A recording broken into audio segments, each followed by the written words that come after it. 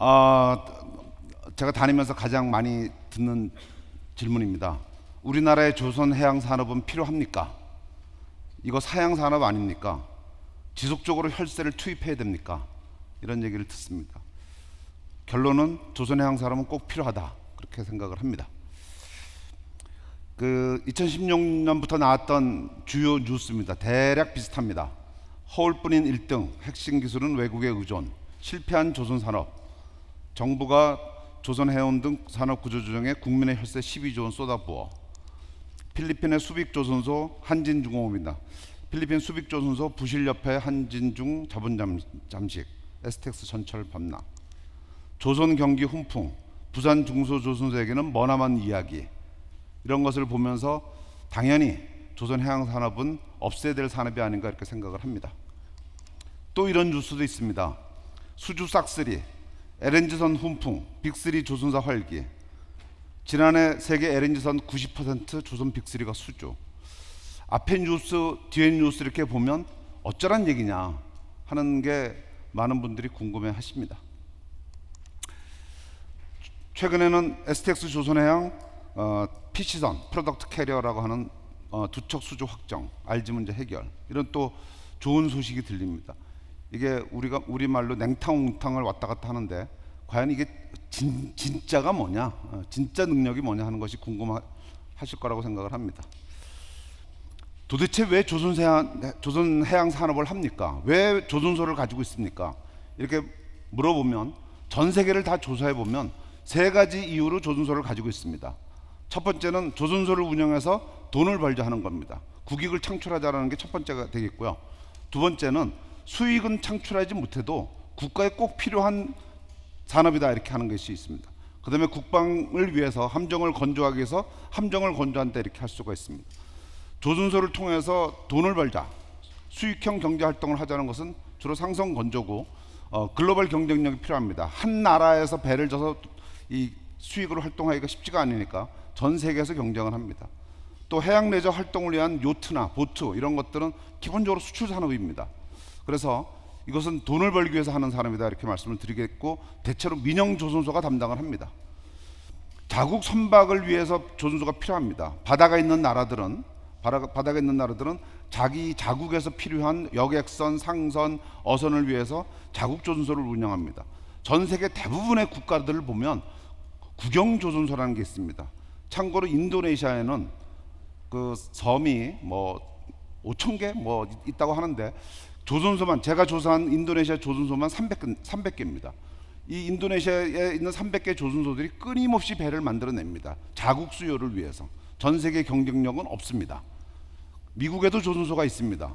끊임없이 배를 만들어내는데 자국 경쟁력은 없습니다. 이러한 그 대부분의 나라들에는 자국에 필요한 선박을 건조하는 자국 국영 조선소가 있습니다. 바닥에 있는 나라들은 다 함정을 건조해야 됩니다. 그래서 어떤 실력이든지 간에 어떤 규모라든지 꼭 필요합니다. 이 세 가지 중에 세계 대부분의 나라들은 세 가지 중에 어떤 하나를 합니다. 근데 대한민국은 이 세 개를 다 해야 됩니다. 그래서 그 경영적 이득을 갖추기도 해야 되고, 우리한테 필요한 배를 지어야 되기도 하고, 또 함정을 건조해야 되기도 합니다. 이 세 가지를 다 갖다 보니까 이게 정부가 지원해야 되는 건지 업체에다 그냥 맡겨도 되는 건지, 이게 뭐 인력은 알아서 하는 건지, 이런 것이 이제 좀 헷갈리기 시작하는 게 이제 기본이 되겠습니다. 그래서 기본적으로 이 세 가지를 다 하는 나라가 세계적으로 드뭅니다. 그래서 우리나라의 조선 해양 산업은 이런 특징을 가지고 있습니다. 산업적 특징으로는 기본적으로 해운, 항만, 조선이 연계된 국가의 주력 산업입니다. 어느 하나를 떼어놓고 생각할 수 없는 것이 아니라 서로 연계가 되어 있다는 얘기고, 더 큰 특징은 우리나라 조선 해양 산업은 외화를 벌어들입니다. 이 외화라는 것이 우리나라에게 그 절실한 그 자산인데, 이 외화를 우리나라에서 벌어들일 만한 산업이 그닥 많지는 않습니다. 그래서 그 조선 해양 산업은 외화 획득에 큰 역할을 하는 산업이고, 또 장기간 그 큰 금액, 대형 설비, 많은 인력 이런 것이 필요하기 때문에 금융도 필요하고 고용도 창출해서 이 정책이 필요한 나라가 되겠습니다. 그리고 기본적으로는 글로벌 산업입니다. 우리 혼자서 다 할 수가 없는 그런 산업이겠습니다. 예를 들면 선주는 미국, 건조는 한국에서 하고, 엔진은 덴마크, 성급은 노르웨이, 철강은 중국, 금융은 독일, 뭐 이런 한 예를 들면 이러한 그 전 세계 역할을 가지고 있는 네트워크를 가지고 있는 산업이 되겠습니다. 그래서 조선 발전하면 해운 발전되고, 해운 발전되면 항만 발전되고 하는 그런 연계에 의해서 전 세계를 하나의 그 네트워크로 묶을 수 있는 산업이 되겠습니다. 그래서 결론은 조선 해양 산업은 회사 간의 경쟁이 아니고 국가 간 경쟁입니다, 기본적으로. 그리고 마침 일본, 중국, 한국이, 동북아 3국이 전 세계 상선 시장을 90%를 경쟁을 하기 때문에 엄청난 그 레드오션 시장에서 경쟁을 하고 있는 산업이 되겠습니다. 우리 조선의 필요성은, 우리나라에 그럼 조선소가 꼭 필요하느냐, 우리가 필요한 배를 중국이나 일본에서 지올 수도 있지 않느냐, 그런 생각을 당연히 해야 됩니다. 경제 활동이기 때문에 모든 것을 우리가 하기는 힘드니까. 그럼에도 불구하고 우리나라 조선 산업은 세계적인 경쟁력을 갖추고 있는 수익 산업입니다. 그 다음에 고용을 창출하고 외화 획득을 할 수 있는 수출 산업이기도 하고, 또 함정을 건조하는 국방 지원을 해주는 그 국방 산업이 되겠습니다. 그래서 우리나라에는 조선 해양 산업이 없으면 외국에서 함정을 지어와야 되고, 외국에서 상선을 지어와야 되고, 외국에서 어선을 지어와야 되는 그런 우울한 환경으로 갈 수밖에 없는, 그럼에도 불구하고 우리나라는 현재 세계 최고의 기술력을 갖추고 있는 조선소들을 가지고 있습니다. 그래서 우리나라에 꼭 필요한 산업입니다. 지금 어렵습니다. 필요한 산업임에도 불구하고, 필요한 산업인데 지금 어려우니까 발전 방향이 필요합니다. 어떻게 하면 발전이 될 것인가 하는 것이 우리의 현재 이슈가 되겠습니다. 그래서 우리나라 조선 해양 산업의 현조소를 말씀을 드리겠습니다. 우리가 건조하는 선박은 첨단 제품입니다. 소위 아무나 건조할 수 있고, 공부 안 한 사람들이 건조할 수 있고, 경험 없는 사람들이 건조할 수 있는 배가 아닙니다. 대형 LNG선, 초대형 컨테이너선, 초대형 유조선, 그 다음에 LNG를 연료로 하는 LNG 추진선박, 이러한 배들은 고급 기술이 없이는 만들 수 없는 우리의 자부심 선박입니다. 이러한 그 기술력을 갖춘 나라가 세계에서 가장 강한 조선소를 우리나라가 갖추고 있습니다. 간단한 예를 하나 소개해 드리겠습니다. 연비를 비교하는데, 우리 요즘에 친환경부터 시작해서 여러 가지 이제 그 경제성으로 해서 연비를 비교하는데, 만 TU급 그 컨테이너 선박의 예를 비교를 하나 해드리겠습니다. 대우조선 해양에서 건조한 싱가포르 APL이라는 선사의 살라라호가 연비가 그 탄소 배출량 기준으로 약 19g 정도로 기준을 잡았을 때, 중국의 대련조선소에서 그 건조한 중국의 CSCL 해운사의 썸머라는 컨테이너가 12.431, 양쯔강조선이라는 중국의 조선소가 건조한 한국 한진해운의 남호호가 13.42, 얀지신호 조선소가 건조한 일본의 미쯔이 해운의 그 브라보 그 선박이 13입니다. 약 20에서 30% 연비 차이가 납니다. 이것은 해운사에서 굉장히 결정적인, 또 치명적인 그런 연비의 차이를 보여주는, 우리나라의 기술력을 보여주는 사례가 되겠습니다. 조선산업이 그동안 국가에 얼마나 기여를 했느냐, 국민의 혈세만 그렇게 많이 먹고 자란 기업들인가, 그것을 볼 때 저희는 무역 수지를 봅니다. 무역 수지는 무역 수출을 해서 무역 수입액을 뺀 양인데, 2008년에 저희가 그 국가 부도라는, 국가 적자라는 그 국가 경제 상황에서도 우리나라는 작년까지 지속적으로 무역 수지를 줬습니다. 우리가 어렵다, 회사는 어려운 환경을 겪지만 국가에는 외화를 벌어다 준 산업이 되겠습니다. 이 보이지 않게 그 자국의 선박 수요를 넘어서서 세계적인 선박을 수주받아서 저희가 국가 경제에 엄청난 무역 흑자를 제공하고 있는 산업이 되겠습니다. 대한민국 정부가 정한 13대 주력 수출 품목이 되겠습니다. 13대 품목은 우리나라 전체 수출액의 약 80%가 되겠고요. 정부가 지정하고 관리하는 품목들이 되겠습니다. 2019년 3월 기준으로 그 컴퓨터, 가전, 섬유, 디스플레이, 자동차 부품, 무선통신기계, 철강, 선박, 석유화학, 일반기계, 자동차, 석유제품, 반도체 13개 품목 중에서 올 3월 기준으로 선박만 흑자를 하고 있습니다. 우리나라에서 관리하고 있는 수출 주력 품목의 현 상태가 되겠습니다. 시장 점유율입니다. 2012년 대비 2017년에 5년간의 세계 시장 점유율이 되겠습니다. 세계 시장 점유율에서 디스플레이, 통신기기, 자동차 부품, 석유제품 다 마이너스의 점유율을 가지고 있을 때, 우리 기계, 컴퓨터, 화학제품, 반도체, 조선 중에서 조선산업은 세계 시장의 점유율이 늘어난 그런 산업이 되겠습니다. 중국 조선 소식 하나만 드리겠습니다. 중국 조선은 침몰 중이라는 소식입니다. 496개 가동 중단하고 10개 중에 한 곳만 수주를 했다. 한때 중국의 조선소가 2000개가 있다고 했습니다. 지금 중국의 남은 조선소는 50개라는 얘기도 있고 80개라는 얘기도 있고 뭐 그 세워본 사람이 조선소가 너무 많아서 가서 세워보기도 힘들 정도입니다. 그 조선소가 줄어든 것 말고 대표적인 게 그 후동중화조선이 건조한 LNG선 글래드스톤호가 시운전 2년 만에 폐선을 결정했다. 후동중화조선은 중국을 대표하는 기술력 있는 조선소입니다. 우리랑 경쟁하고 있는 중국의 3개 조선소 중에 하나입니다. 이 후동중화조선에서 만든 LNG선을 인도도 못하고 시운전 상태에서 폐선을 결정을 합니다. 중국이 LNG선을 수주했다라고 신문에 크게 나서 한국의 LNG선은 드디어 잡혔다. 중국이 쫓아왔다. 한국은 큰일 났다라고 하고 중국이 건조하는 걸 기다려 봤더니 이렇게 건조를 했습니다.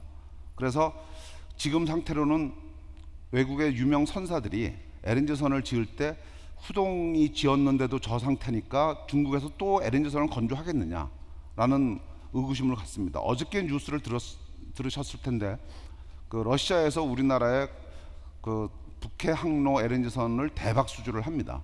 이런 그 여러 가지 그 정황들이 우리나라의 기술력을 보여주는 그런 사례가 되겠습니다. 그럼 왜 지금 조선 산업을 살려야 되느냐? 또 고민 좀 해보고 좀 생각 좀 해보고 좀 정책을 세우자 이런 건데 저는 급하다고 생각합니다. 언제까지 기다리고 있으면 조선 산업이 살아날 것이냐? 저는 아니라고 봅니다. 특히 국내 중견 조선 생태계가 완전히 무너지면 회복이 불가능합니다. 저는 외국에 다니면서 조선소를 많이 견학을 했는데 한 번 문 닫은 조선소가 살아난 예를 본 적이 없습니다. 이게 너무너무 위험한 겁니다. 그래서 완전히 생태계가 무너지기 전에 살려야 된다고 생각을 합니다. 현재 우리 조선 상황이 바닥이다 이렇게 얘기를 하고 있는데 중국 조선소도 말씀 보여드린 것처럼 중국 조선소도 위기입니다. 근데 우리가 더 위기입니다. 중국은 대책이 있습니다. 우리는 지금 대책이 없습니다. 그게 위기인 겁니다. 기술력도 있고 인프라도 좋고 아직도 중국보다 인력이 좋고 한데 대책이 없다는 것, 그것이 이제 우리의 위기인데 빠른 대책과 추진이 없으면 폐업으로 갑니다. 제가 영도에 있을 때 영도에는 부산조선, 대선조선, 한진조선, 한진중공업, 대동조선 이런 그 당시에는 세계 10위권에 드는 조선소들이 4개나 있었습니다. 지금 대선조선 은행 관리하러 갔고 한진중공업 오늘 내일 합니다. 수빅에다가 크게 투자했다가 수빅이 완전히 접었죠. 이유는 무엇이며 찾을 시간도 필요하지만 지금은 이유는 둘째치고 빨리 살려야 된다고 생각을 합니다. 완전히 문을 닫기 전에.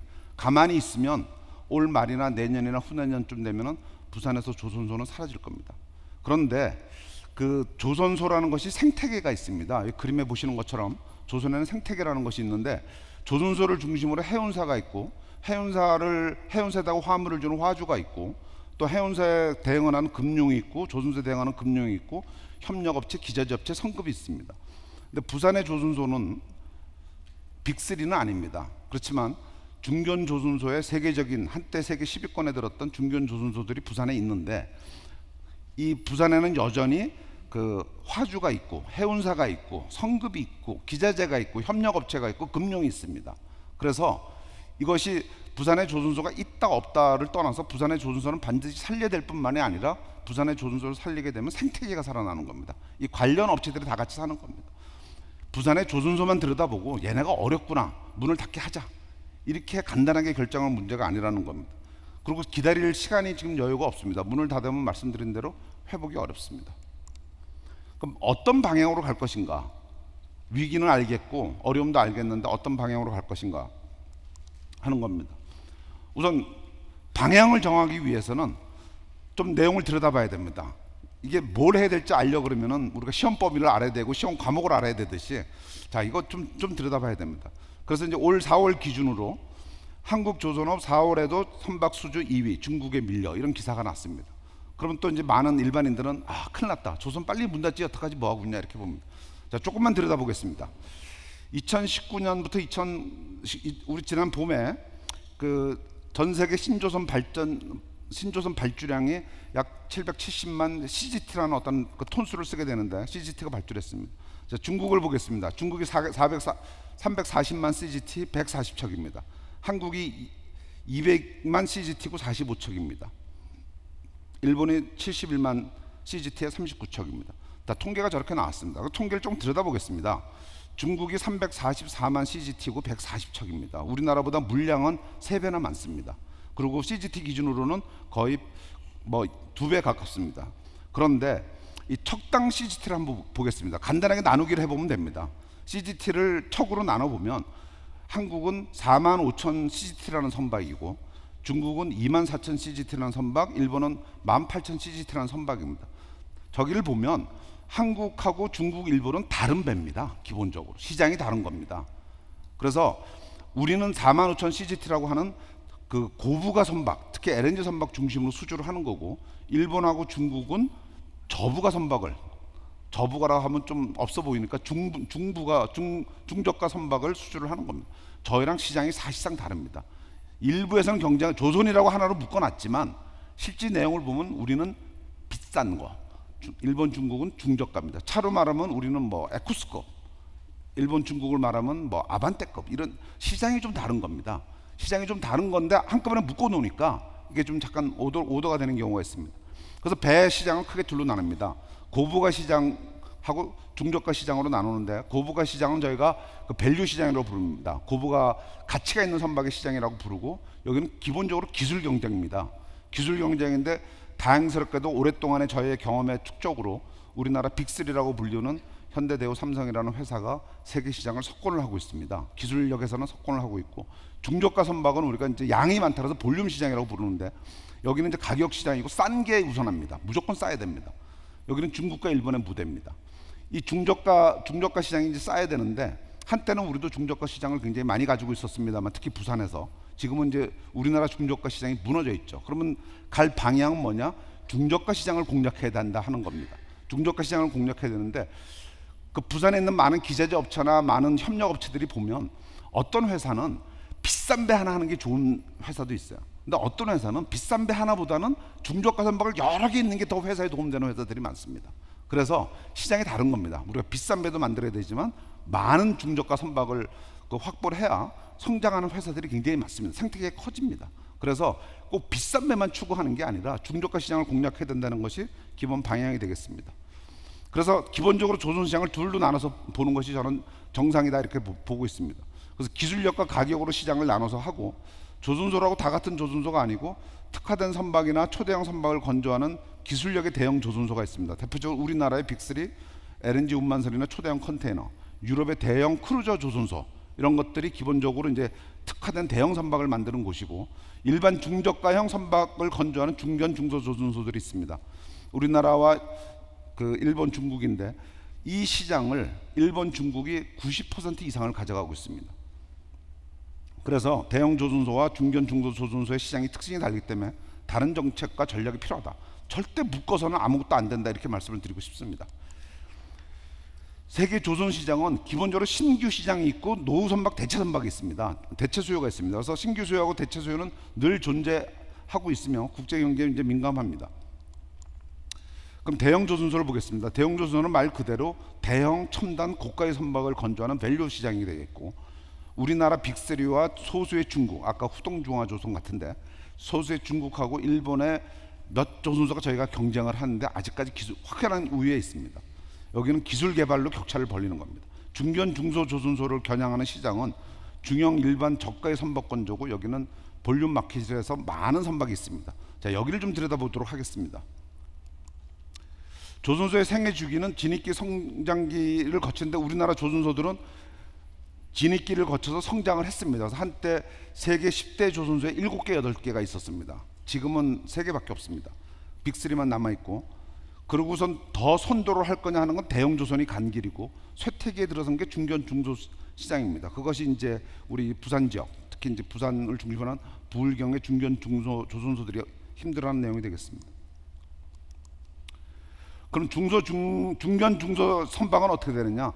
아무리 세상이 힘들고 경제가 어려워도 여기는 매년 7, 800척이 나옵니다. 기본적으로 애를 쓰지 않아도 신규 수요와 대체 수요가 매년 7, 800척이 나오는 게 중견 중소 선박 시장입니다. 우리나라가 차지하고 있는 비중은 10% 미만입니다. 올해 한 7척 수주했나? 이게 처참합니다. 시장의 규모에 비해서는. 그 내용을 보여드리겠습니다.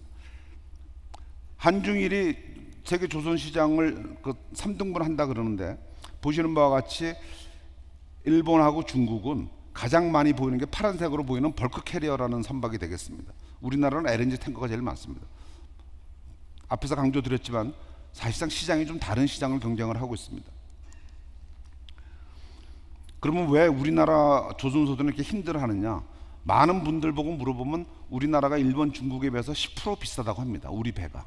한때는 10% 비싸도 수주를 잘했는데 지금은 10% 비싸서 우리가 수주하기가 어렵고, 우리한테 우호적인 외국 선사들이 있습니다. 한국에서 배를 짓고 싶어하는 우호 선사들이 있는데, 우호 선사들도 중국으로 짓고, 심지어는 우리 선사들도 중국 가서 건조를 합니다. 가격이 싸니까.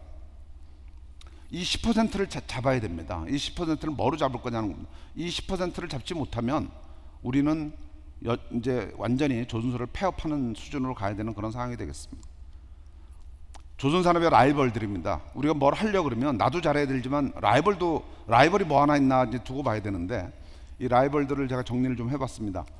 현대중공업하고 대우조선해양이 이제 합병이 됐으니까 이 라이벌들이 둘이 합쳐서 약 195척 정도가 되겠습니다. 2013년에서 2018년에 평균 건조량이 되겠습니다.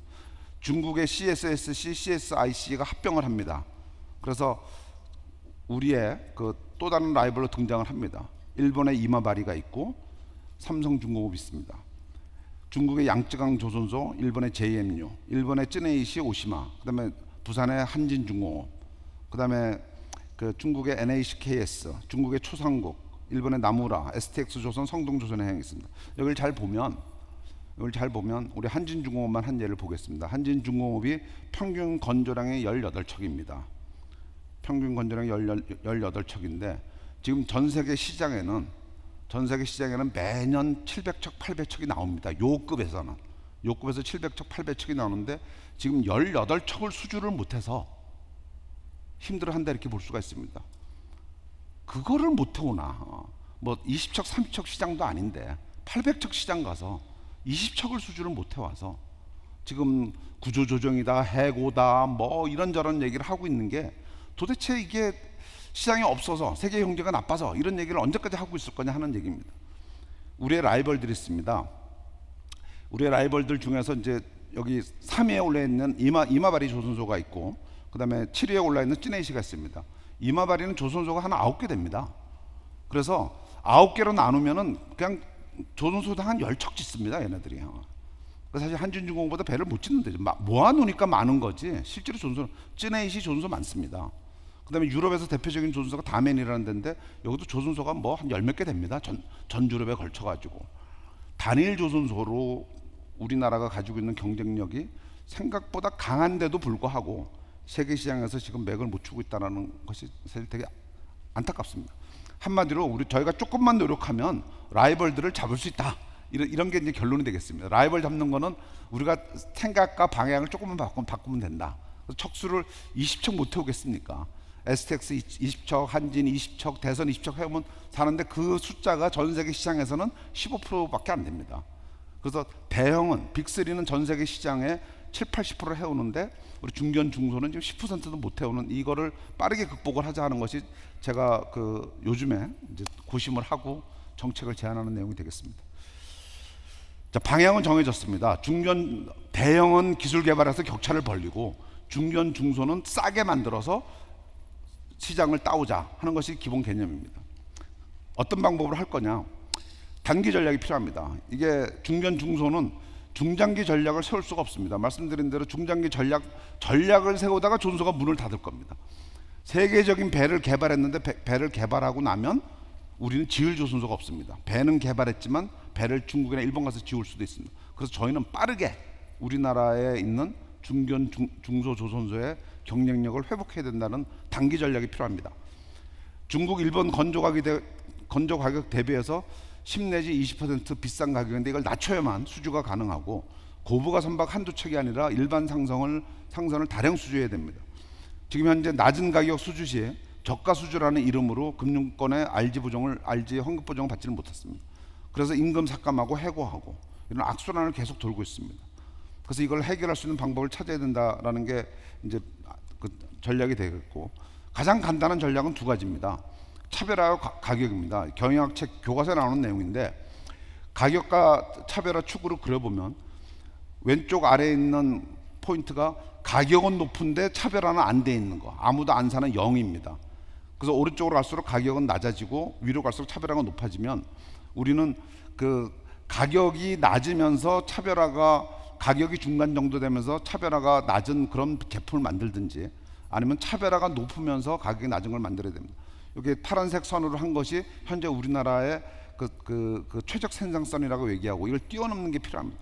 현재는 저기 중간에 있습니다. 현재는 중간에 있는데 갈 길은 두 개입니다. 오른쪽으로 빨간 선으로 가든지 위에 파란 선으로, 초록색 선으로 가든지 둘 중에 하나로 가는 것이 가장 빠른 길입니다.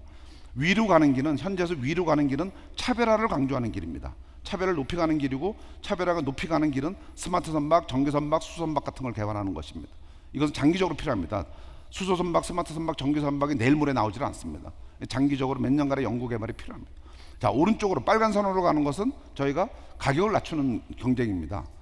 가격을 낮추어서 가는 전략은 기본적으로 이제 스마트 조준소라는 개념으로 입혀서 가격을 낮추는 거로 갑니다. 그래서 미래의 새로운 패러다임은 미래형 선박과 미래형 스마트 조준소, 이 두 가지를 갖추면서 우리나라의 경쟁력을 회복해서 선박을 많이 수주하자. 중소 선박 시장에서도 저희들이 최소한도 30%를 가져오자. 그러면 생태계가 풍성해질 것이다. 이런 것이 기본 방향이 되겠습니다. 그래서 단기적으로는 스마트 조준소를 빨리 구축해야 됩니다. 시간이 없다고 저는 생각을 합니다. 현재의 조준소는 40년 쓴 조준소입니다. 한진중공업, 대선조선 가보면은 오래된 설비들입니다. 현재의 조준소를 가지고 애를 써서 바꾸기보다는 스마트화해서 원가를 절감하고 건조기간을 단축하는 조준소로 가야 됩니다. 생산 설계를 개선하고 그 다양한 소프트웨어, 하드웨어를 인공지능 기술과 접목해서 조준소의 디지털 트윈을 구축을 하는 겁니다. 이러한 우리 조선계의 여망을 모아서 저희가 한국형 스마트 조선소, 스마트 K야드라는 이름으로 예타 사업을 작년에 신청했다가 떨어졌습니다. 떨어진 이유는 조선산업이 문 닫아야 되는 사람인데 누가 이런 걸 개발해? 라는 얘기를 제일 많이 들었습니다.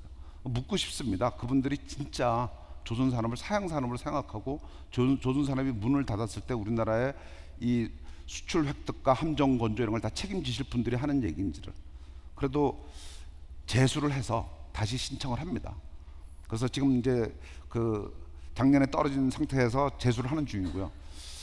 저는 논문도 많이 떨어져 봤고 프로젝트도 많이 떨어져 봐서 한두 번 떨어지는 거는 맷집이 좀 있습니다. 그래서 작년에 그 예타 사업 신청한 것이 떨어졌는데, 저희들은 그 다시 이제 이번에 이제 그 기획재정서를 바꿔서 현재 지금 신청 중입니다. 혹시 여러분들이 스마트 야드 예타 사업이라는 게 있다 그러면 그거 꼭 필요해 라고 말씀만 해주시면 제가 부산중공에 일조를 하겠습니다. 이 사업이 통과된다면 저희는 수주를 활성화해서 조선산업을 부흥하도록 하겠습니다. 정부에서 지원 요청한 금액이 예타 사업이니까 한 2천억 정도 되는데, 제가 2천억을 지원해 주시면 저희 연구팀들이, 우리 조선소가 다 모인, 조선소 기자재 뭐 하시는 분들, ICT 하시는 분들 다 모여 있는데, 정부에서 지원한 R&D 연구병원 꼭 10년 내로 갖겠습니다. 그래서 수주만 어느 정도 되면 돌아가기 때문에 지금 가장 어려운 건 수주입니다. 그래서 수주하는 데 기여를 하겠습니다. 이것이 현재의 어떤 조선소입니다. 뭐 잘 아시는 분은 저희가 사례로 그 STX 조선을 사례로 그랬는데, 이 지금 그 현재 조선소에서 돌아가는 물류를 봅니다. 제조업, 항만, 도시 이런 것의 기본 경쟁력은 물류입니다. 그래서 한자로 말하면 물류고 우리말로 하면 흐름입니다. 흐름이 좋아지는 조선소, 그런 것을 만드는 게 이제 한계가 있는 것을 보고 저희들이 뭔가 이것을 세련된 그 조선소를 만들어서 지금보다 훨씬 원활한 물류가 되는 그런 조선소를 만들겠다 하는 것이 저희들이 제안하는 조선소고, 조선소가 수주를 많이 하면 짧은 같은 설비를 가지고 배를 더 많이 짓고 거기에 들어가는 기자재 업체들, 협력 업체들도 같이 부흥을 할 거라고 생각하고, 금융산업도 같이 그 부흥이 더 조선산업에서 큰 이익을 얻을 거라고 생각을 합니다. 제 발표를 마무리하도록 하겠습니다. 저는 우리나라 조선 해양 산업은 나라를 지켜주는 산업이라고 생각을 합니다. FTA 때 나온 기사가 되겠습니다. 세계 1위 조선이 FTA 협상 때 쌀 시장 개방을 막아냈다. 미국이 마지막 협상에서 쌀 시장 개방을 거칠게 요구했다. 그때 우리 측은 쌀 이야기를 하려거든 존스 액트부터 깨라고 맞섰다. 미국 측의 거친 쌀 개방 요구를 막을 수 있었던 것은 막강한 경쟁력을 자랑하는 조선업계 덕택이었다. 이게 그 당시에 나왔던 기사입니다. 이 존스 액트라고 하는 것은 미국의 상원의회는 존스가 만드는 규정인데, 미국 내에서 운항하는 배는 미국 내에서만 건조해라, 이런 거로 인해서 미국의 조선의 성장을 막아주고 있습니다. 굉장히 고맙게도.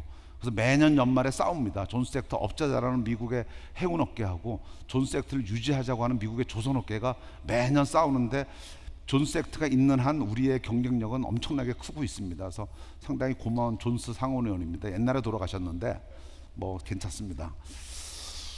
이 얘기는 우리가 좋은 경쟁력을 갖추고 있으면 세계 시장에서 목소리를 낼 수 있다.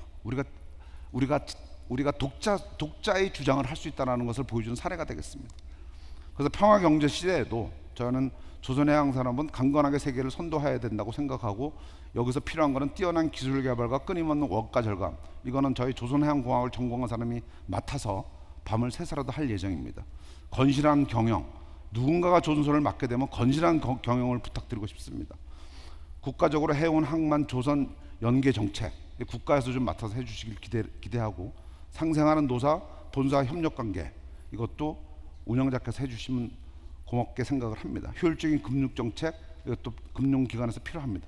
저희는 어떠한 경영자가 오든, 어떠한 정책이 있건, 어떠한 노사 관계건, 어떠한 금융이건 기술 개발을 해드리겠습니다라고 약속을 합니다.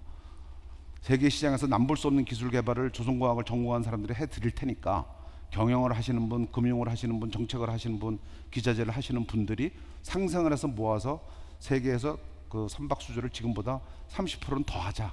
그것이 저의 단기적인 방향입니다. 조선해양산업은 수출산업이라는 걸 다시 말씀드리겠습니다. 저희 인도네시아에 잠수함도 수출했습니다. 여기 보이는 요트는 우리나라에서 자체 개발한 요트입니다. 세계적인 요트 선수들이 타보고 세상에 이런 요트를 만들 수 있는 나라가 대한민국이라고 깜짝 놀랐습니다. 상선만 만드는 줄 알았더니 요트도 잘 만드는구나, 이런 얘기를 했던 그런 요트가 되겠습니다.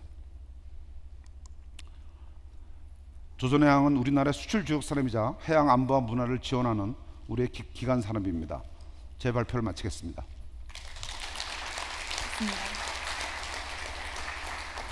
네, 고맙습니다. 기조 연설도 수고해 주셨는데요. 조선 해양 산업의 발전을 위해서 좋은 경쟁력을 갖추는 것이 중요하다라고 언급을 해 주셨죠. 대단히 고맙습니다.